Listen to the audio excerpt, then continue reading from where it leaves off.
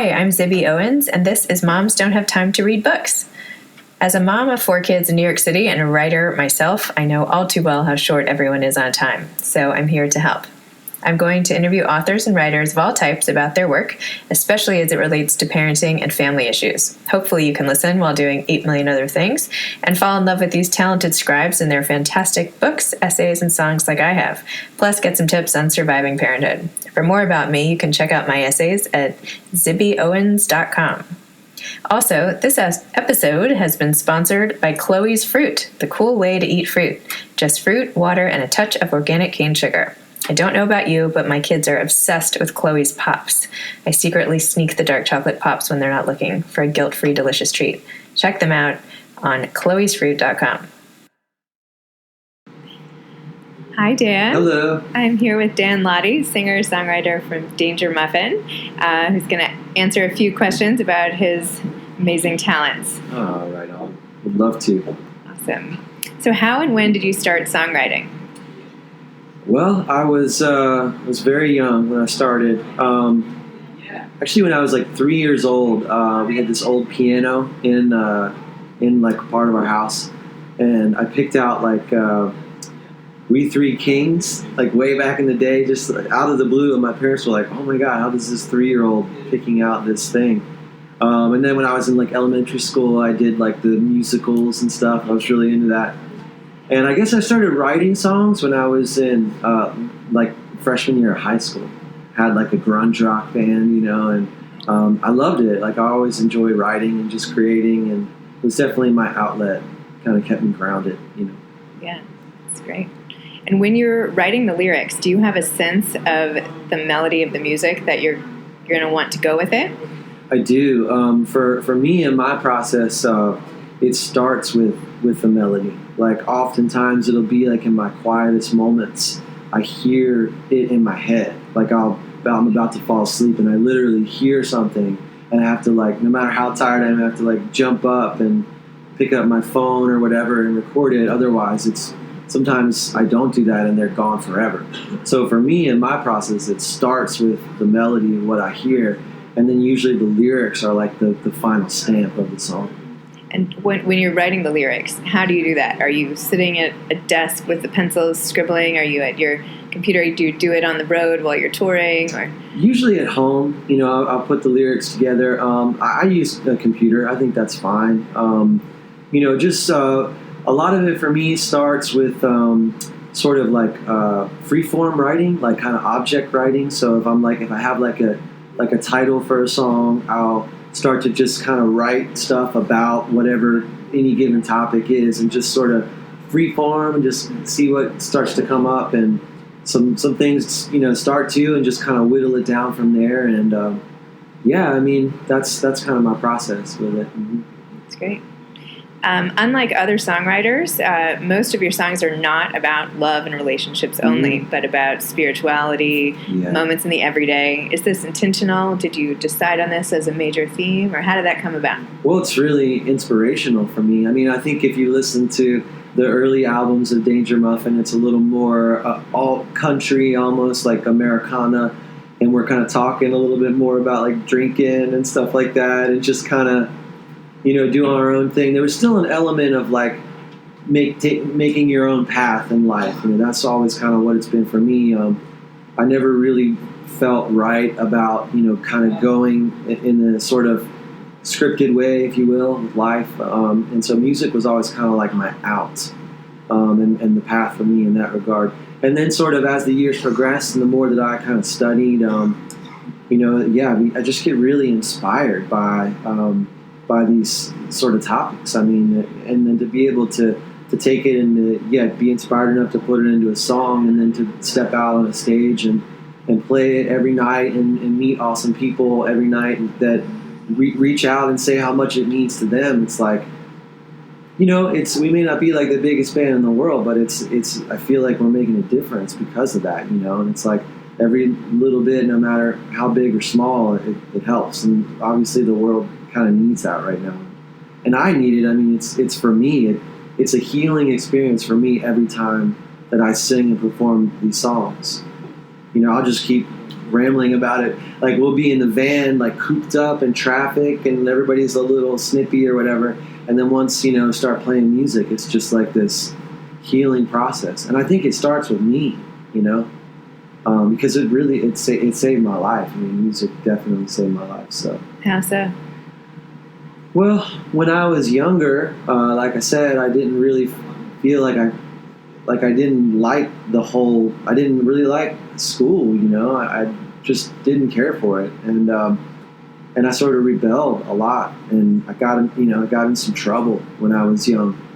And then I kind of had some older friends of the family, and they kind of started pushing me in this direction of music, and that's where my attention went, I started playing guitar. And then I had these friends in the neighborhood, and I would like get my amp and guitar on a little dolly, and I'd wheel it down to the other end of the neighborhood, and we'd jam in the garage, and it was like the greatest thing, and it really brought my attention to that into something constructive and, again, healing. So I've been working with it for a while in my life. There were definitely points, like when I first moved to South Carolina, where I wasn't playing music, and it literally felt like something was missing in my life, like it just wasn't clicking, it's off. And then I was like, I need to be playing music more again. And once I did, it was like floodgates, like friends galore, everybody that I'm connecting with, and literally it was like that. So I'm constantly reminded of, how much of a role it's supposed to play in my life, for better or for worse, And luckily it benefits everybody else. Yeah, I do. I feel like it's a spiritual path, a spiritual work for me. It's given me a lot of time to kind of study things in my own way and read books, and I'm very inspired by like the yogic study. Like Autobiography of a Yogi, Paramahansa Yogananda was big for me. And really, I guess it was about 2009, I really started to get into a daily meditation practice, and with the yoga, the stretching. And slowly but surely, I stopped like drinking. It's been like 5 years since I've even had one drink. I just don't think about it, because I'm more like thinking about really feeling everything, and the more that I can get into that and just get into that process, it seems like the more I hear the songs in my head, the more that it sort of manifests in my life. And it's this very slow growth, very like beautiful process. That's great. Yeah, it is. If you don't mind, I'm just going to read a few of your lyrics from Ode to My Heritage. Sure. And then maybe you could talk about how you came up with this song or what brought it on. I'm going to butcher this compared to your beautiful singing of it, but I'll just give it a shot. Pulls me forward, feels so strong. Ode to my heritage, wherever I'm from. Makes me wonder where they've gone. Ode to my heritage, wherever I'm from. Rising, falling, on the tip of my tongue. Ode to my heritage, wherever I'm from. Now I'm grievous, under their thumb. Ode to my heritage, wherever I'm from. And it goes on from there. It does. So tell me more about this particular song. Yeah, well, that Ode to My Heritage is sort of the pinnacle of the album. That's sort of the title track of the record, and a lot of it is sort of about just reconnecting with the past in such a way that it's empowering for people. I think that there's been a disconnect with some of the sort of more natural energies, if you listen to really any Dangermuffin album, it's always about like the ocean and the sun and the wind and all these sort of elemental things that everybody can relate with. And it's sort of, that's kind of like our heritage a little bit, is like getting back to that, the sense of connection and like purpose and communication with it, A lot of that album was sort of inspired by my wife's work. Her practice of being an herbal medicinal practitioner, and just watching her like grow and learning about all these sort of older principles that are like, we're really just hanging on by a thread, and then to just see her embracing it and learning it and training and apprenticing and bringing it back. It's such a rich tradition that's there. So I think that kind of is indicative of all these older traditions and religions, and not really religions, but like a lot of like indigenous people and indigenous practice. We've been to Peru a couple times. We're actually going in like a week and a half again, which we're super excited about, as you can imagine. We just feel very drawn to this place. And we just feel like there's so much to be said for connecting with your roots and your past and your heritage. And it's not just that, but it's also like for every single, sort of race of people, like connected with their land. Every single thing is like a piece of the puzzle, and we can all put it together and like really take a big step forward, as humanity. And so I think that was my hope for the album, is to sort of wake up to the possibility that there is more than likely a lot that's happened, that we're not sort of readily educated about, that is potentially suppressed, maybe not directly, maybe directly, and then it's more about just kind of realizing that and just empowerment. That's great. Yeah. You mentioned your wife and Dancing Sage Apothecary. Yeah. And her whole, we have lots of tea in our house. That's great. All the time. Oh, we drink it every day. It's the best. How does it work with you traveling all the time, having to leave your wife and going on tour, and you guys travel more than anybody? Your tour schedule is crazy. It's so impressive. Well, we do about 150 shows a year. Wow. Which is a lot. It doesn't get easier. Leaving my home. It's the opposite. It gets harder, and that's not it's not easy to do. But she's always been very supportive of me from day one with what we're doing, and we have a very sort of deep intellectual connection bond where she totally understands what the work is to me and what I'm here to do from a spiritual sort of perspective. And so that kind of keeps us going, and sort of keeps just keeps the focus where it needs to be. It's not easy though, but it's just a balance with everything, We had a pretty chill winter, which was nice. So I was able to kind of be home a lot with her and my two dogs. We have a Catahoula hound and a red tit coon hound that just we love. It's just family, and might be harder to leave them sometimes because they don't understand. You know what I mean? Right. They're kind of like, they hear zippers, and they're like, "Where are you going?" kind of thing. But they know I'm always coming back. So. That's great. Do you have any advice to any aspiring songwriters out there, or any type of writers in general? Absolutely. I think the idea of just following your heart. If you're doing what you love and your heart's in the right place with it, then you just keep doing it. And then everything that comes along, all the challenges are there for you to experience, and for them to be the sort of catalyst for you to sharpen your axe as you go along the way. Do it for yourself. Never do it for anybody else. Like, it's always about your healing and your process. And once you put the impetus on that, and you just go into the darkness, if you will, and just keep pushing one foot in front of the other, then you will inevitably make progress. So that would be my advice. Just do what you love, and really, it's like that. The rest will follow. It creates abundance in your life when you do that. If you're not in it for the right reasons, it'll reveal it to you, the artistic path. You gotta. It's like a purification almost. Have you ever thought about writing anything other than music? I have. I've thought about that. I mean, I definitely would have a lot to say. If I wrote a book. But I think for right now, I have X amount of energy to put toward the creative process, and I'm more about just staying as streamlined as I can to make sure I'm hearing the songs as they come in and developing them in a responsible way. And sometimes I feel like if I did that, it would kind of scatter my energy a little bit. And I just want to stay focused with my work right now, with what I'm doing. But in the future, as I log a few more miles, maybe, I would love to do that. I definitely think I could write. write a few books.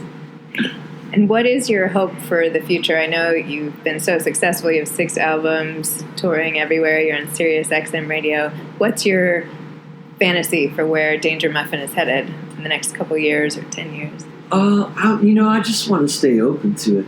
I don't want to put an expectation on it. I think that's actually the thing that crushes your artistry. If you put an expectation on where you think you should be and then you don't meet it, then you're going to go through all the rigmarole of your thoughts. And so I try to stay away from expectation with it and just stay open to whatever it is. And I really feel like the path that we're on and the people that we're reaching and the family that we're growing it's all that I want. I'm not asked. I don't think you can really go in at, with like, it needs to be this or else kind of thing. Yeah. It's going to be what it's going to be, and it's important to be able to feel that sort of pace with it and like connect with it and realize that there's so much for you to learn in any given moment. I feel like where we are right now is it's a beautiful like slow unfolding of the music and the way it's reaching people. It's never like one type of person that gets it. It's all different walks of life that come into the same room for any given night. We're not this huge sort of godlike rock band, but that's okay. Like it's not really about that, and that's what I'm saying. Like a lot of people, they put the bar so high, and it's more about just being in the moment with it and like just connecting, seeing the beauty in like the gig where there's 5 people there, but like you don't know what that person has been through, and you connect with them, and somebody would be like, I drove from here we did this gig in Ohio last year, for example, and this guy's like, I drove here from Canada to see you guys play, and I listened to your album Ollie Oxenfree all the time after my father passed away, and he's like, it helped me so much, and he's like, you don't know what you've done for me. And it's just like, that's the highest honor that you can ever ask for as a musician, as a songwriter, as an artist, to have what you create help someone that you would never meet, so it's beautiful. It's beautiful the way the music works like that. It's beautiful how art works like that. It's better than words. It's better than speech. It's the universal language. All of that. Artist. Everybody is an artist, and everybody, it's all about like your inner child coming out to play kind of thing and how to like nurture that. And so I got into this book, and one of the things they say is that like each morning you wake up and you write 3 pages. Just write 3 pages. It could be, however you want to do it, real pages, computer, whatever, just of your freeform thoughts, And even if it's like, I don't have anything to write about, then you just write that down and then give it a couple minutes. And it just turns out to just be like, you start pouring it out onto the page and you start working all this stuff out with yourself. It's incredible. So when I started doing that many years ago, it really spawned like the writing process, like quite a bit. And one of the other things they say to do is go on like artist dates with like just yourself, not anybody else, like not your dog, and literally go somewhere that you have no reason to go to, no one to meet, nothing to do, no errand to run. Just go somewhere and like you sit and like you observe, and just like how much that can be stimulating for your artistry is great. I did that when I wrote the lyrics for Moonscapes. I kind of had a friend of ours like drop me off on this island, that was just in the middle of the marsh, and it was just me, and I just kind of sat out there and with my guitar, and that's where a lot of the stuff for that song was kind of written, and it stimulates it, so then it builds on itself, So it's really interesting. That's a great book. All right. Yeah. And when you've produced all this and you hear it, when you hear people sing back to you the lyrics that you've brainstormed on one of these jaunts, what does that feel like to you to hear it? It feels like family, I mean, that's what it feels like to me for sure. Like it feels like a common vibration, that people, like I said, of all different walks of life are picking up on, I mean, it's incredibly flattering, and it's such a blessing, you know. I mean, it's beautiful to know that. I mean, we were created, you know what I mean? But that's not where creation ends, you know. We're supposed to continue to create, you know, and be an extension of creation, you know. And so to be able to do that and to have it be something that is resonating with people, you know, is beautiful. And it's reinforcing, obviously, you know, when that happens. Hasn't always been like that. You know, we've played to many rooms of very few people, sometimes to nobody, you know, but you just, like I said, if you're doing what you love, then it's all worth it. Well, thank you. Yeah, for your thank time. you, Zibby. That was awesome. That was a good interview. Oh, thanks. You were great too. Here is Dangermuffin's song "Ode to My Heritage" from the Heritage album. Pulls me forward, feels so strong. Ode to my heritage, wherever I'm from. Makes me wonder where they've gone. Ode to my heritage, wherever I'm from.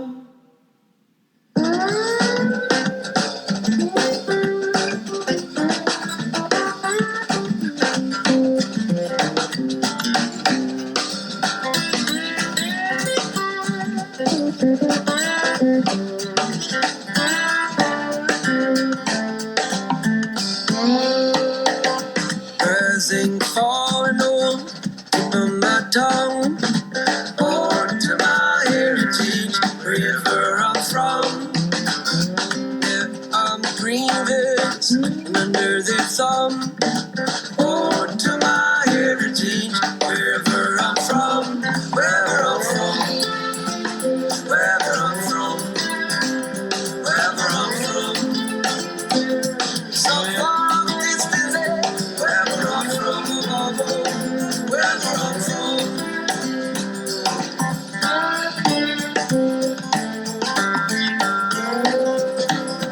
Yeah, I wonder, mostly because I have no land, and I really know the dust has settled and fades alive. It leaves me hurting, thorn in my side. Wherever I'm from, wherever I'm from, wherever I'm from. So far off distant land, wherever I'm from, wherever I'm from.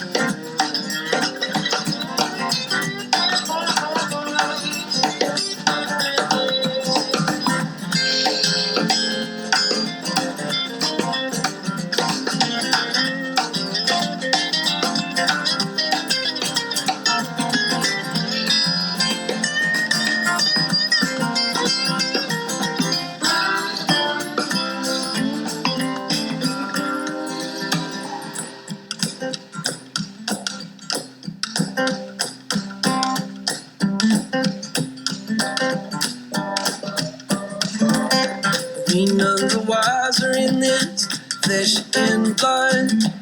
Ode to my heritage, where have we gone? Oh, I'll take you way back before the flood.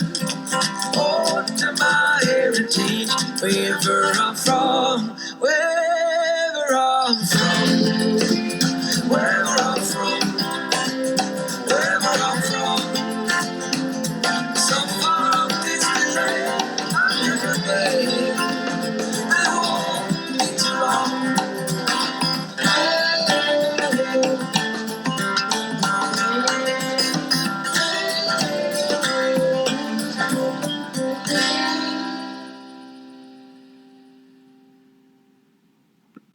Thanks for listening to this episode of Moms Don't Have Time to Read Books featuring Dangermuffin. You can download their music on iTunes. Again, this has been sponsored by Chloe's Fruit, the cool way to eat fruit. Bye.